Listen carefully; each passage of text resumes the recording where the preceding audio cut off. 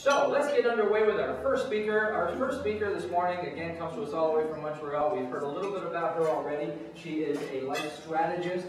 She helps people to determine what their passion is in their midlife and help them build a strategy for building a new life, building new careers, and following whatever wakes them up at night. And she's spoken with us before. We love her. She's spoken at So You Think You Can Speak. She's an international speaker. She's a Toastmaster. She's a Dale Carnegie instructor. She's just an amazing lady. Please help me welcome Gail Choquette.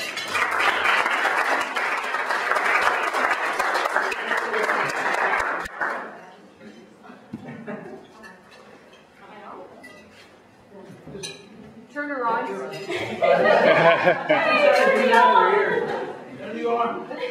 And if any of you have heard of Dale Carnegie, Steve has just given me a fine reputation to live up to. Thank you, Steve. All right. So it's a small group this morning, but let me tell you, this is the best group. This is the best group because you're here. Raise your hand if you're as an entrepreneur, you wear more than one hat. Awesome, thank you. Raise your hand if as an entrepreneur you would like to have more time for yourself. Awesome, thank you. I discovered a long time ago, actually about 4 years ago, that I didn't want to do the corporate thing anymore. It wasn't my choice, but I said to myself, well, okay, here it is. Here's an opportunity for me to be an entrepreneur. And I said, great, this is fun. But little did I know that I was going to have to wear so many hats. And I have a small head. Trust me, I have a hard time finding hats to fit. So how am I going to wear all these hats? And I'm thinking, well, what are we? We're the CEO, we're the CFO, we're the COO, the president, the vice president, the secretary, the salesperson, the marketing person, the advertising person, customer service, and sometimes technician. And if you're a woman, you're also a chef, a chauffeur, a nurse, a child raiser, a housekeeper. And I'm going, how do we do all of this? How do we do all of this and keep things in balance? And technology, which was supposed to make our lives easier, and your nails going, yes. I think it's complicated our lives so much more. BlackBerries, cell phones, and iPhones seem to be part of people's anatomy these days.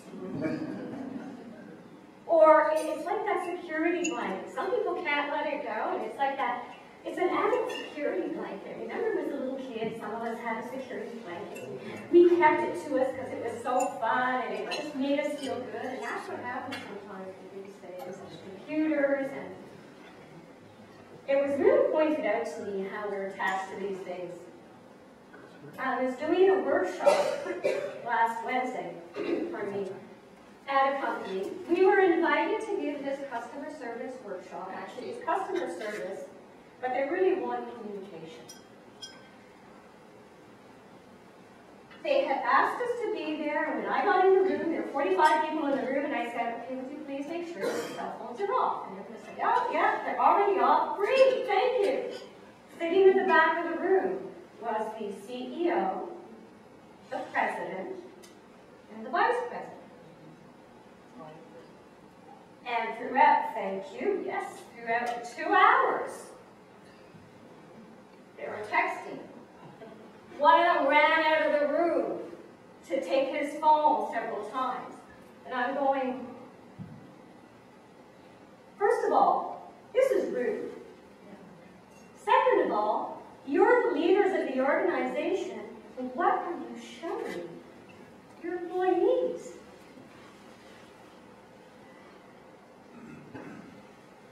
What would happen if you turned off your cell phone for 2 hours? Would they have died? Highly But that's how a lot of people are. They can't let go of this thing because it's, oh my God, what if I miss a message? And it could be one of those asking to buy Viagra, which I personally don't need. But it just shows that sometimes we get so many things on our plate, so many things in our head, that we don't function the way we want to function or could function. And I go to a lot of networking events, so I meet a lot of entrepreneurs. And I'm looking at certain people and they're saying, you know, I don't sleep very well. I just got too many things on my mind. So they're losing sleep. Or, I forgot to eat lunch again today. Oh, trust me, it happens. I worked as a personal trainer for a while before I started doing this. And the number of the personal trainers kept telling me, forgot to eat it. And here they are telling their clients what to do and how to eat. And they're not walking the talk. They're not doing what they say they're doing. People missing personal appointments. My osteopath, who I love dearly, 2 years without going to a dentist. Fortunately, he had no cavities. But the point is that we get too many things on our plate and forget to take care of ourselves. It does have impact. Some people are just saying, and they jokingly say, you know, my family doesn't even recognize me anymore. Is it a joke? Or is it the truth? Wrapped up as a joke. Not only that, but the thing is that this has an impact on our customers. You know what they're always saying? If you don't take time for yourself, how can you give to others? And they usually say that as a family setting, because women, as a rule, tend to do too much. And they do, and they do, and they do for others, but they miss out sometimes on doing for themselves. And then end up not giving enough to others, and it happens in business. For example, my accountant, my ex-accountant, and he is ex because he was doing so many things and taking on so many things and not doing things for himself that he just never called me back. So I switched. And he's actually lost 2 clients because my husband, he did my husband's taxes too. And sometimes when all of this happens, then we can lose the passion and the excitement for what we love to do in the first place. And who wants that? We love to do it. We don't want to lose that passion. And so these are the people that I work with, helping them find a new direction, helping them to find a way of having your business and having a life too. Does that make sense? Everybody says you can't have your cake and eat it too. Well, I'm here to tell you, yes, you can. And one of the ways that we can do that, one of the things I actually do with my clients, is we have something called the Wheel of Life, which we are going to hand out in a moment. And when I did this originally, about a year or so ago, I took a look at it and said, what are the areas that I need to work on? And after filling it in, I took a look and I said, okay, finances. Yeah, okay, that's a good one. Because the rest of it was pretty well balanced. So how can I work on my finances? And really what I did was I just set an intention. Because of going through that process, I set the intention that, okay, this is what I'm going to work on, this is what's going to happen. And guess what? It did. Because I made the choice also to find the time. We will take a look at some things that we can do, and some things that you probably heard of before, or maybe forgot. So would you please take a few moments. Everybody have a coffee? Okay, great. Take a few moments just to fill it in. So what you can do is the instructions are there, and you can make a note to where you are. Now 0 is the middle. 0 is like, forget it. My life sucks.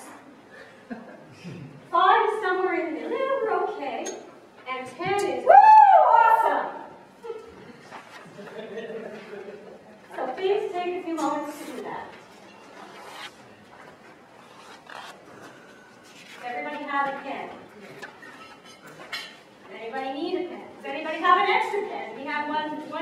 here. Where? Right? You must. Oh, okay, we got one.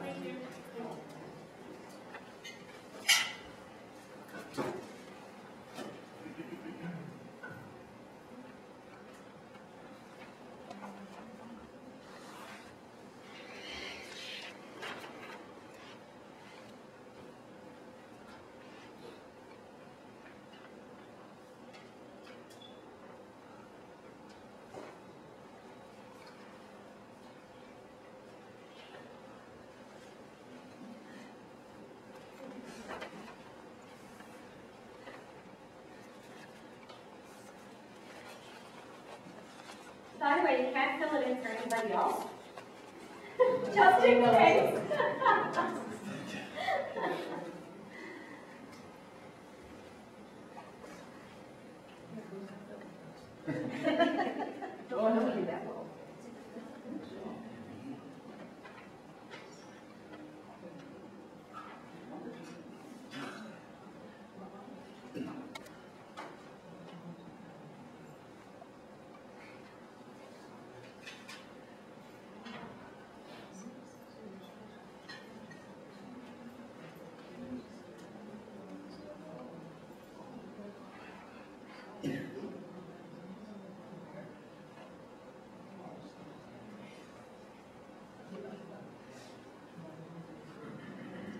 Once you've got this completed, please, as a group at your table, just discuss what you discovered.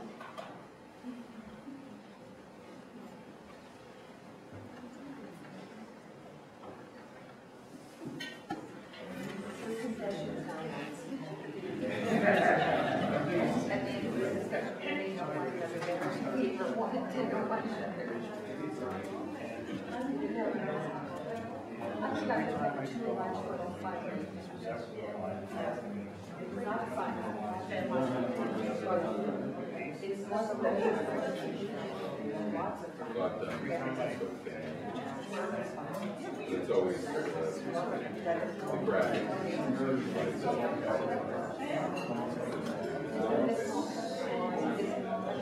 And it will vary. Where am I now?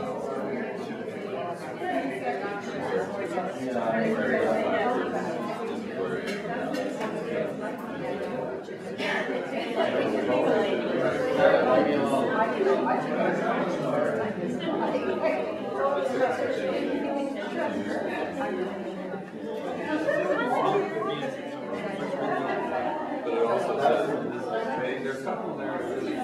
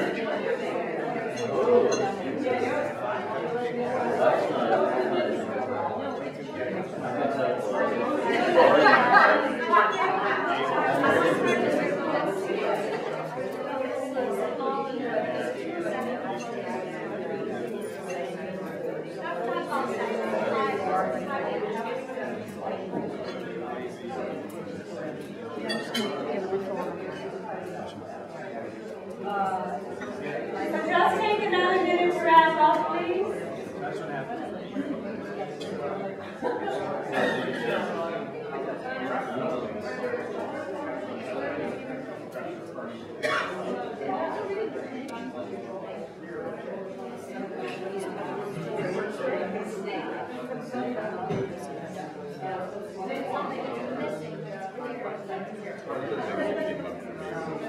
Okay, come back, please. Stand up, everybody's attention. What would it look like if I... Alright, so what did we discover? What is that? Oh, I saw somebody with their hands up. What am I comparing? Did we discover anything at this table here? discover anything? Yeah. Well, we've just been challenging. You know, some people on here can't make up their mind as to what specific triangles are. So I was just suggesting